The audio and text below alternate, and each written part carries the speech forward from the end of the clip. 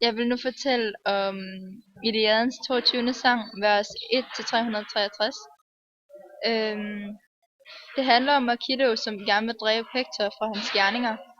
Hektor, som er leder af de trojanske styrker, har nemlig ubevidst dræbt Patroklos, som er Achilleus' bedste ven, fordi han forklædte sig som Achilleus under den trojanske krig.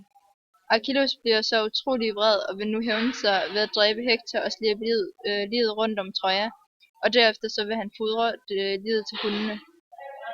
Zeus ser, at Hektor bliver jaget rundt om byen og vil derfor tage ned og tilbyde hjælpen, men Athene hun stopper ham og fortæller, at guderne ikke vil støtte hans beslutning, fordi at alt det her det er styret af skæbnen, og Hektor han skal altså dø.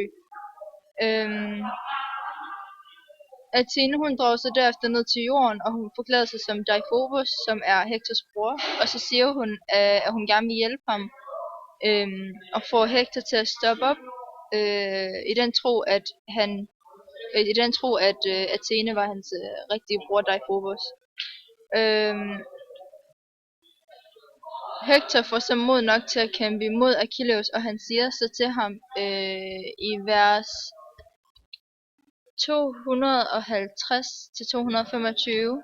så siger han, Peleus' søn, jeg vil ikke mere flygte for dig som førhen. 3 gange fik du mig jagtet rundt om byen, og jeg turde ikke at stå dig imod for at slås, men nu har jeg lyst til at våge kampen og tage dit liv, eller også forlise mit eget. Lad os da sværge en ed ved guderne, de er de bedste vidner og vogter over, hvad menneskerne er overens om. Det ender så med, at Achilleus han får dræbt Hektor, efter at Hektor finder ud af, at det var Athene, som havde snydt ham til at tro, at hun var Deiphobos. Achilleus han sender ikke livet tilbage til Hektors forældre, som Hektor gerne vil have, selvom Hektor han havde tilbudt ham, at hans mor hun ville give ham en hel masse rigdom for livet. De personer vi så har i den her 22. sang, det er først Achilleus, som er græker og herrefører for myrmidonerne, og han er søn af Peleus og Thetis, og han er ven af Patroklos, som nævnes i sangen. Hektor han var leder af de trojanske styrker, og han var søn af Priamos og Hekabe og bror til Deiphobos. Zeus han er himmel- og tordenguden og hersker over de olympiske guder. Han er også faderen over menneskerne og guderne, og han er søn af Kronos og Rhea.